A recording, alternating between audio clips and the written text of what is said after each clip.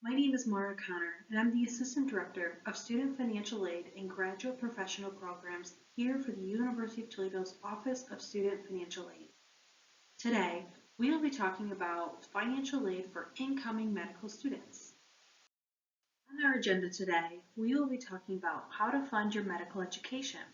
We'll be going over topics such as federal loans, applying for financial aid, cost of attendance budgets, estimated financial aid awards, repayment assistance and forgiveness programs, managing debt, scholarships, in-state residency, financial literacy resources, and I give you a small to-do list to prepare for your first year.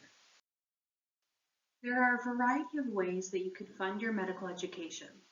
The first and most common is utilizing the FAFSA, or the Free Application for Federal Student Aid. I would also encourage you to always invest time in applying for scholarships because free money is the best kind of money. And there are also repayment assistance programs. And we'll go over these things together. The first thing I want to go over is what you're going to expect as a medical student versus your undergraduate financial aid. You are now considered to be an independent student, and this means that parental information is no longer required on the FAFSA.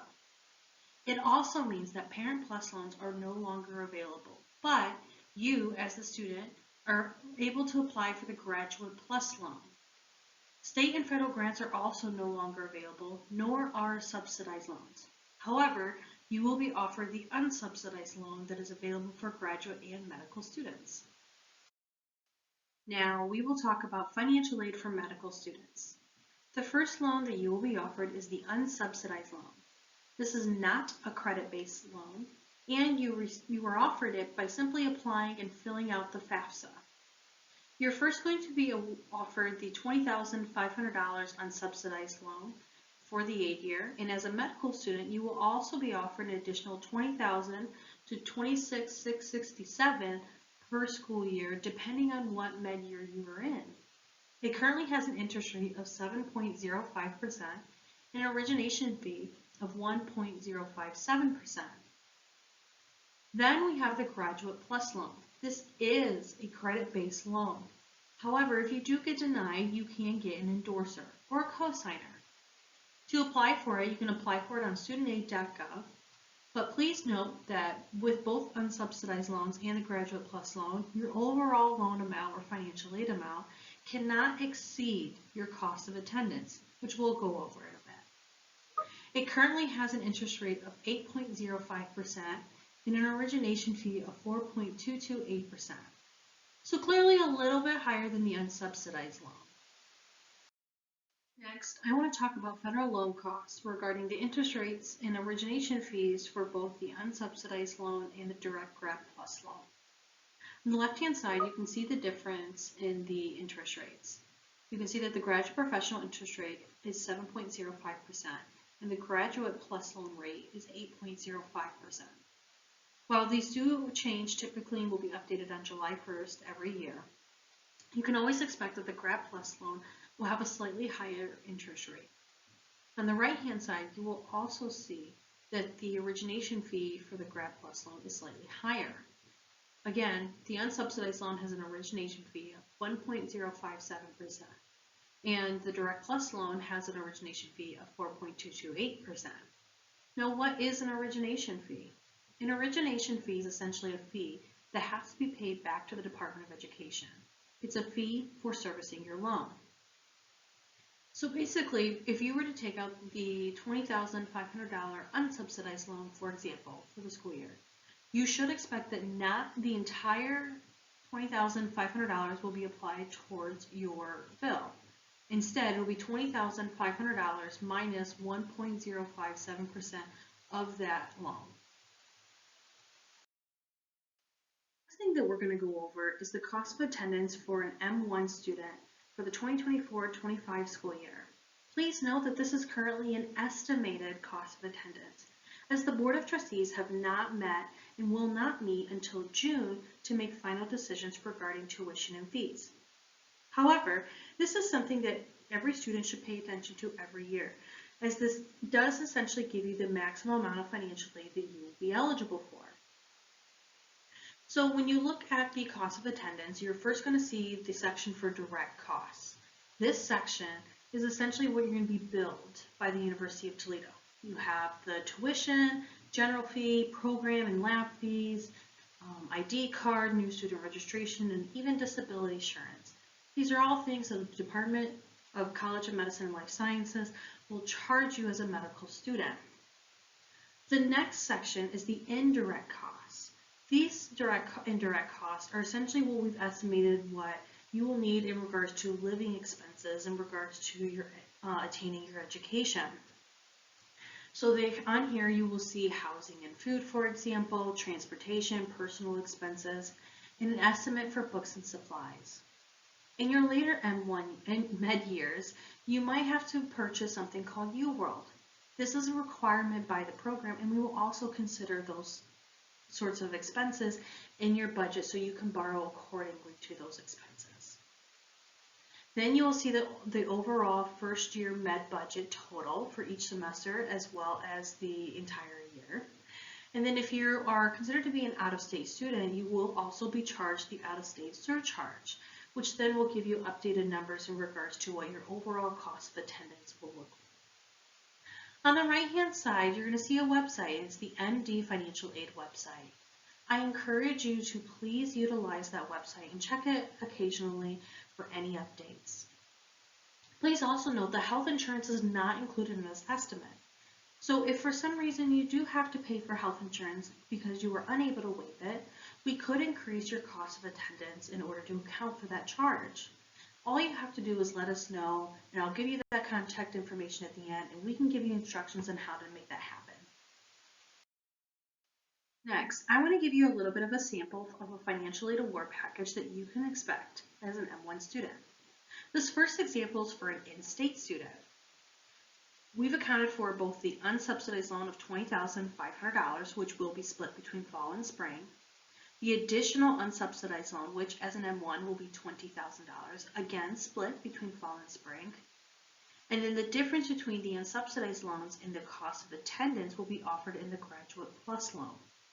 So you can see that the $64,696 is equivalent to what the overall cost would be for an in-state student on the previous slide regarding the cost of attendance. Again, this is estimating that you have, or assuming that you have no scholarships being applied either, nor any resources such as a federal work study, job, or something like that on campus. So this is just trying to give you an idea of what to expect though. Next sample financial aid award package is split between fall and spring as it is for an M1, but it is for an out-of-state student. You'll still see the unsubsidized loan, both the original and additional unsubsidized loans remain the same amounts because they cannot be increased. These are the maximum amounts you are eligible as an M1, but the Grad Plus loan offering will be increased quite a bit to cover that out-of-state surcharge. It's important that if you're considered to be an out-of-state student in your M1 year, to please apply for in-state residency as soon as possible so you can lower how much loan debt you're going to be in overall and lower your loan costs for the long run. I'll have a slide on in-state residency in the future.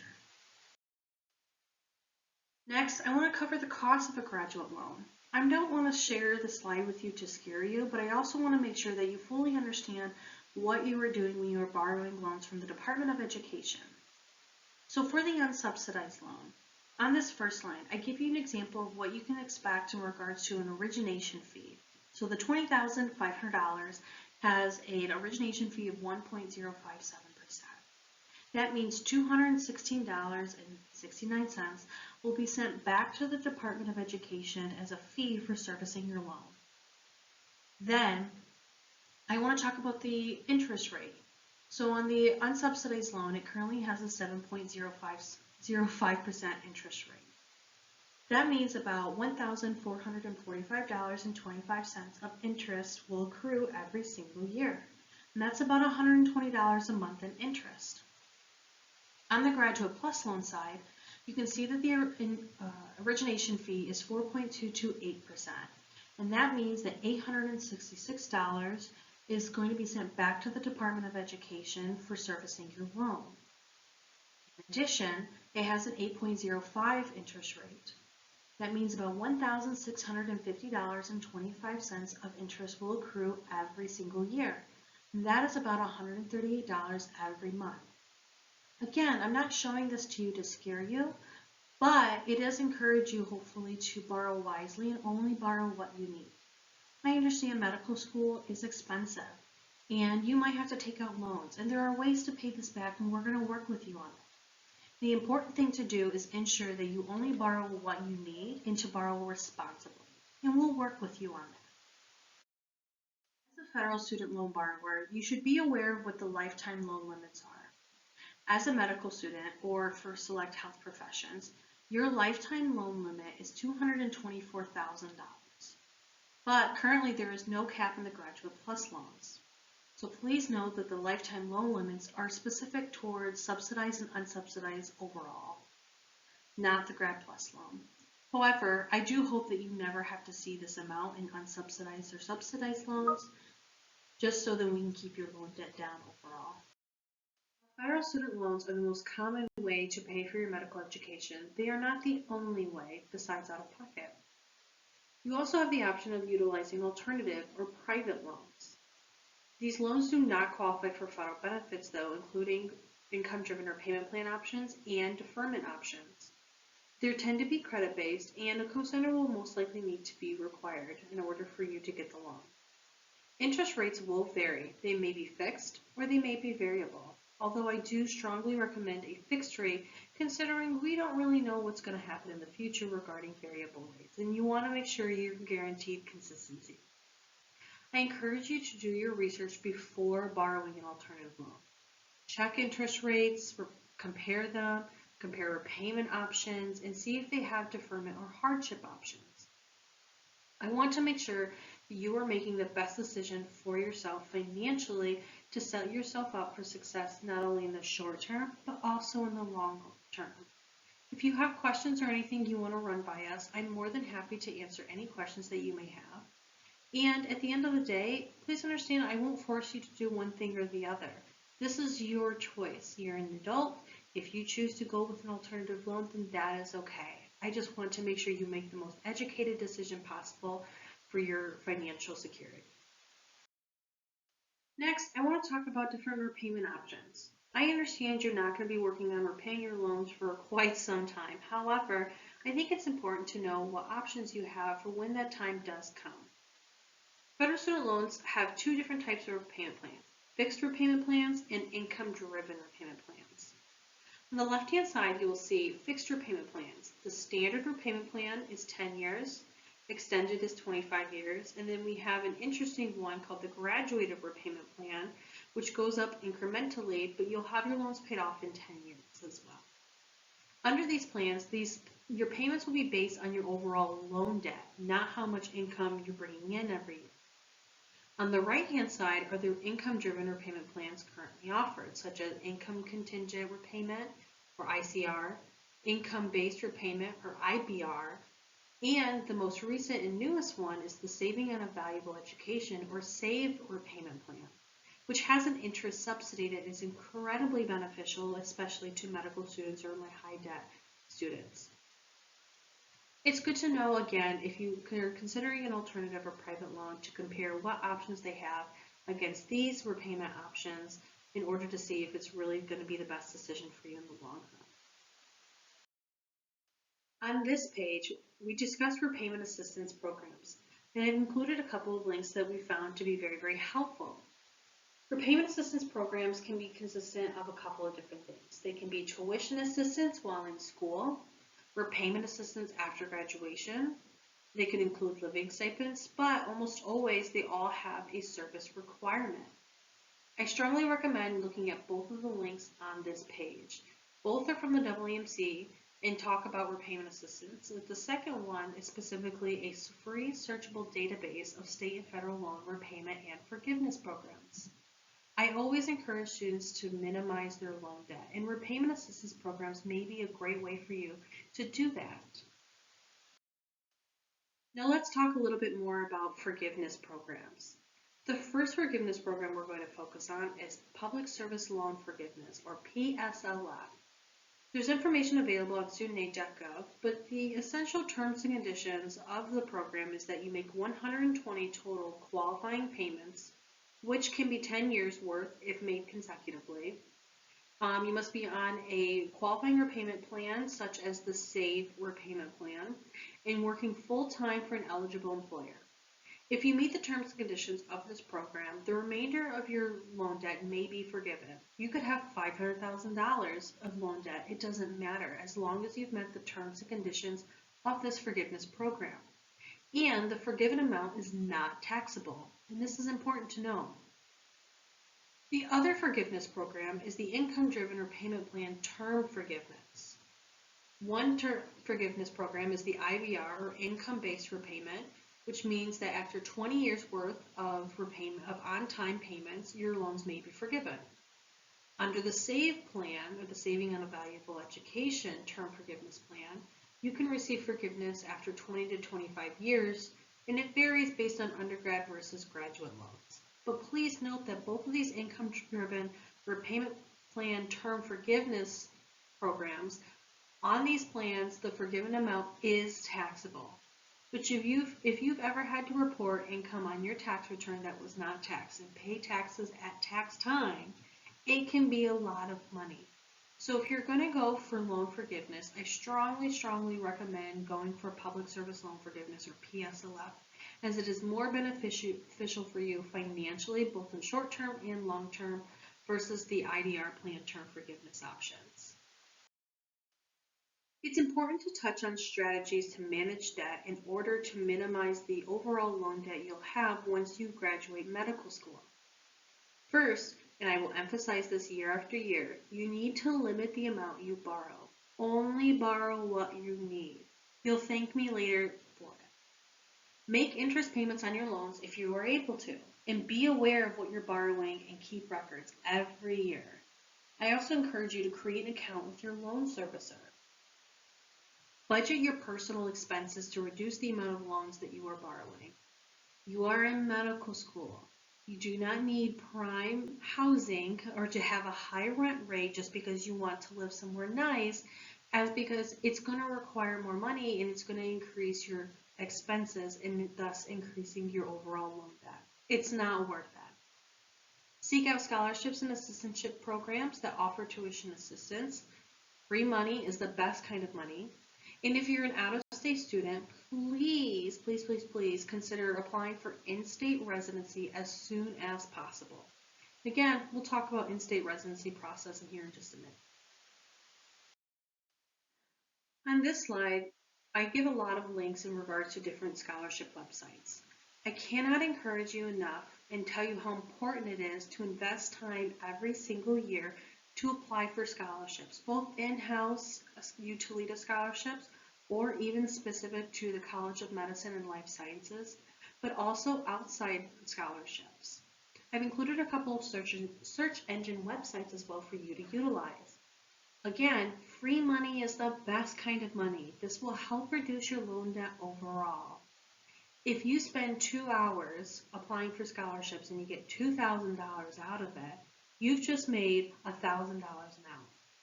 It's important, again, to just take the time every single year to apply for these scholarships to help minimize your overall loan debt. Here, I've touched on the UT Combo scholarships. I've included a link, and there's also the general application that is available for you to apply for. You will get an email every single year about when these scholarships will open. It's up to you to read your emails and to apply for these scholarships on time. And I can't stress enough the importance of making sure you read your emails. Here, I've highlighted some opportunities that should appear in your UT search, including the New Student Scholarship and the Ryerson Memorial Scholarship. Now, these sometimes have requirements that you have to submit 3 recommendation letters, and that you must be able to provide things such as your Rocket ID. Again, I've included a variety of links here to help you with this. Now, let's talk about in-state residency.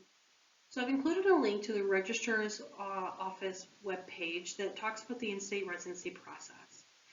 Your Ohio in-state residency is first decided during the admissions application process. And students who are determined to be non-residents of the state of Ohio are required to pay the out-of-state tuition surcharge. To be reclassified as an Ohio resident, students must prove residency based on the residency rule in the Ohio Revised Code. Again, you can view that on that link. But please note that financial aid will not be a helpful resource for this. You will want to direct any and all questions regarding the in-state residency application to HSC Student Services Center.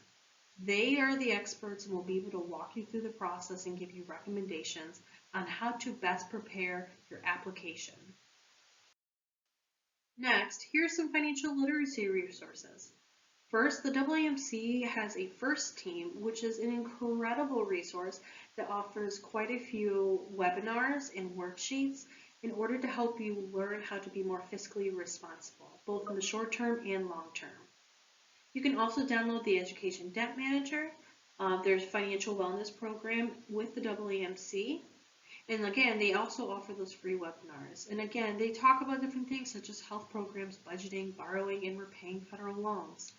This is a very important resource and something I strongly recommend you utilizing throughout your medical school years. Now let's talk about why monitoring your credit while you're in graduate and medical school is so important. Credit determines your interest rates in borrowing either private loans, maybe you need to get a car loan down the road, or even a mortgage. So it's important that you make sure your credit is always in good standing. You are entitled to one free credit report from each of the 3 credit bureaus once per year. Managing your credit now will ensure you have access to loans such as the Graduate Plus loan or private loan if necessary. And building your credit while in school will make it so much easier to qualify for larger purchases such as buying a home or a car down the road. It does take a lot of time to build your credit, but it is very, very, very easy and quick to ruin your credit. So it's important you make your required payments on time in order to avoid any negative marks on your credit report. Lastly, let's talk about all your to-do items. First, if you haven't already, it's important you complete the 2024-25 FAFSA as soon as possible at studentaid.gov. You will receive an email notification from the Office of Student Financial Aid with your loan offer once it's available. You likely will not be packaged with financial aid until late April to early May. You can accept or decline your loans through your MyUT portal in early to mid-July 2024. At that time, in July, you should also know what your fall bill is going to look like, and you can determine if you need to borrow the Graduate Plus loan. If you decide you do need to borrow the Grad Plus loan, the application can be found on studentaid.gov, likely in about May 2024. But you're welcome to wait until July when you know your bill to apply for the Grad Plus loan. Next, as stated before, your fall tuition bill will be available about July 2024, typically in the beginning of the month. Your fall loan disbursement is scheduled to occur the week of classes, and typically you can expect that going forward, your loans to disburse the week classes start. I encourage you to complete Title IV authorization through your MyUT portal to ensure that your financial aid covers all of your eligible charges. If you're expecting a refund, you need to set up direct deposit in your MyUT portal prior to the disbursement dates. And refunds are typically issued within 2 to 3 business days of the actual disbursement date. For your first year, you need to budget your refund from about July through January, because your spring disbursement is going to be for early January 2025. And then you will need to budget your spring refund from January through July 2025. It's important to not only look at the short term, but also the long term. A lot of topics in this webinar. If you have any questions, I encourage you to reach out to HSC FinAid at UToledo.edu, and either myself or Stephanie Reedy will be able to get back to you and answer any and all of the questions that you have. Please understand, while you are in medical school, I have zero expectations for you to be a financial aid expert or an expert in loans. I just want you to feel confident in what your specific situation is. So please understand there are no such thing as bad questions when it comes to this topic. Again, please feel free to reach out to us at any time. Congratulations on being accepted to the University of Toledo, and we look forward to having you join our Rocket family. Thank you so much and have a wonderful day.